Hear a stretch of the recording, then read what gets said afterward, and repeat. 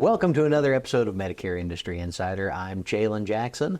I'm Rachel Brandmeier. And this time we're going to talk a little bit about elections 2024. So we're going to talk a lot about politics, but we're not going to get too political. Correct. We're going to talk a little bit about what's going on this year in the elections, who's up for re-election, how many people and kind of where around the country, and then what that means to us as insurance agents. Not necessarily going to get into specific policy objectives or policy points, but just kind of talk about how it's going to change the landscape this fall, what you're going to see, what you're going to hear from clients, maybe what conversations to have and not have with clients. Politics in the office can always get kind of messy, and when you've got clients that are sitting across from you that may have differing beliefs from you, it can be very tense if you're not careful. But this year, being a presidential election, having 33 senators, 435 House of Representatives, and 11 governors up for re-election, it's going to be a huge political year. And a pear tree. Yeah, president of the pear tree, yeah.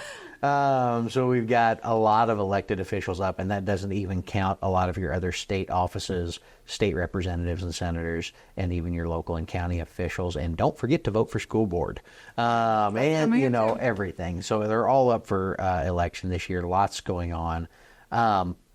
Big changes always in election years. All of those old hard-fought battles come back to the forefront because a lot of people have a lot of time to talk about the great things they're going to not do for us for the next 4 to 8 years, and or try to do for us.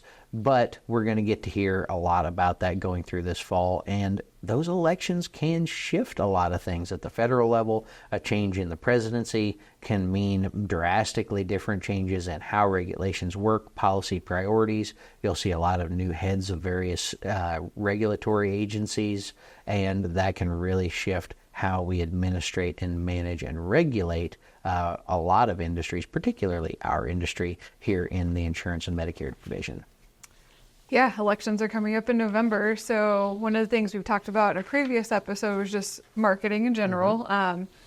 You're going to see a lot of ads, a lot of conversations, controlling the conversation this year with a lot of the changes coming up in our industry in general. I think you mentioned a lot of political views. So just making sure that when you're in front of your client, your time is of the essence and stay on business. And then in addition to that, the marketing side, planning ahead is so important this year with all of the election stuff. One thing that we wanted to bring up was just how is your insurance commissioner actually selected? And this is important for you in terms of how you vote, who you vote for. According to basically every state, when you're looking at it, definitely double check your state. But there are 11 states that are elected and 39 appointed. So what that means is some are appointed by governor, some of them are appointed by the commissioner, and some of them are actually elected. Yeah. So know your state, know who is running, because that can drastically change how fast things are approved, what type of things are approved, how they handle complaints and compliance issues. There's a lot of things that go into play, but voting for the right person is important. Yep, and it's all about looking at what happens in those quiet processes. So we've got legislation. We've got the things that go through our state legislatures and through Congress at the federal level. Those are kind of the loud processes. There's lots of debate. There's lots of talk. There's lots of amendments and revisions and things like that. But these regulatory processes, whether it's from CMS, HHS, or at the state level through your departments of insurance or Department of Health and Family Services, those are quiet processes. They may go out for comment letters. There may be a little bit of public feedback or maybe a public hearing.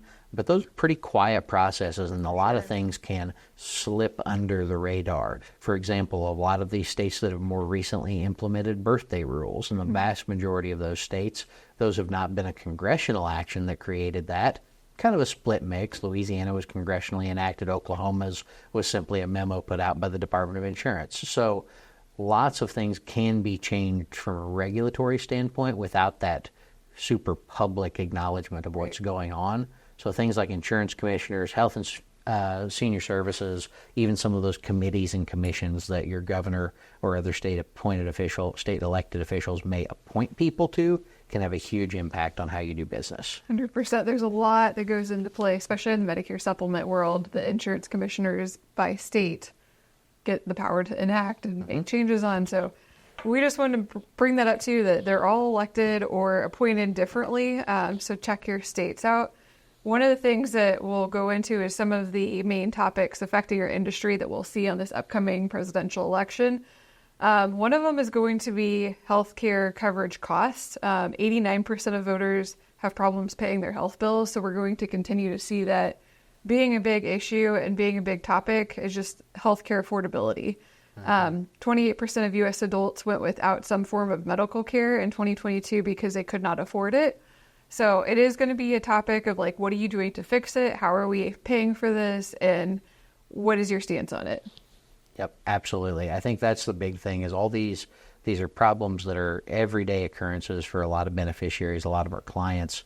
And again, this is the time where a lot of people have the ability to get really loud about what they think is wrong with the system, what's right with the system, what they would do to change the system, whether it's healthcare affordability in general or obviously more recently, huge talks about drug pricing and drug affordability. So lots of specific drug talk, things like insulins that we have already seen dealt with on the Medicare side with those $35 caps, scrutiny of that drug supply chain from manufacturer to PBM to pharmacy to client, and which people deserve to be in that marketplace and what they should be allowed to do. So that's something we continue to see ongoing discussions of. And we actually did a good podcast on PBMs and our value. So like just the value of that entire chain is kind of a jeopardy of like, what's the value? What is it bringing? And is it worth keeping the same system that we currently have? We'll also see topics on biosimilars. You've already seen a ton of information on obesity and Alzheimer's drugs. For the first time in years, obesity drugs are being approved in the market for utilization for that particular health need too. They were pulled for a while because it was causing a lot more other issues, or that people were using them for things that they shouldn't have been using it for, or not talking to their doctor appropriately. So it's interesting to see that. The Alzheimer's take was more of how expensive they are if they do get approved, and the strain it's going to put on Part B of Medicare if it were to be approved. And that, in turn, it means government money.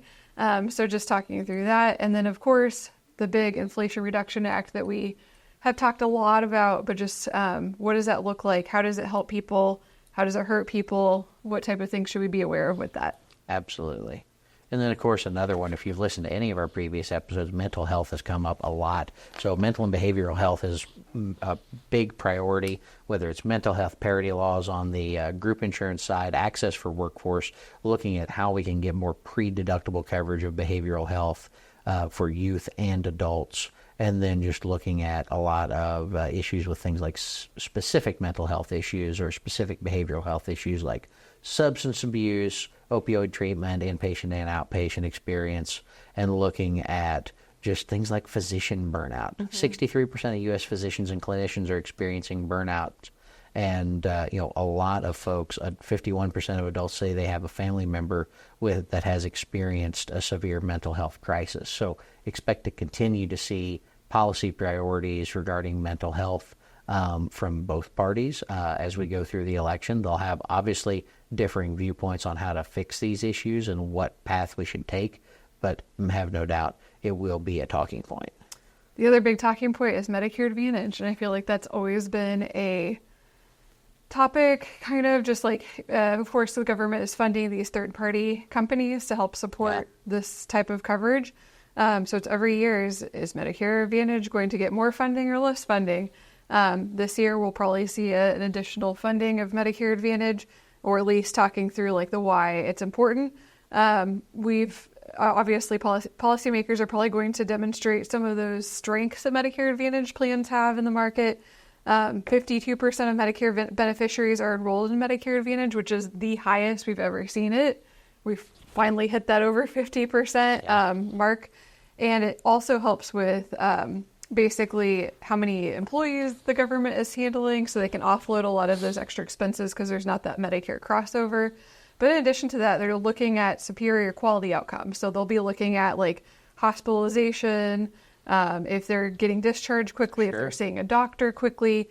And in fact, like they do have stats on that of like 21% higher rate of seeing a physician 14 days after a hospital discharge. So that crossover of like the networks collaborating and things that Medicare Advantage does is going to get brought up in this next election. Absolutely. And this is one of those things that could shift drastically depending on the outcomes of these elections. Medicare Advantage, as successful as it has been over the past few years, and as many people select Medicare Advantage as the way to get their care, is under a lot of pressure on all sides right now to fix or change or adapt to new market pressures, new pressures from Congress, new things that people would like to see them do or stop doing. And as we continue towards the election cycle around August, start to see things get really, really loud. And one of the things you're going to have to prepare for as an agent is your marketing. So whatever your game plan is rolling into AEP, whether that's letters, postcards, emails, Facebook, TV, radio, billboards, blimps, whatever it is.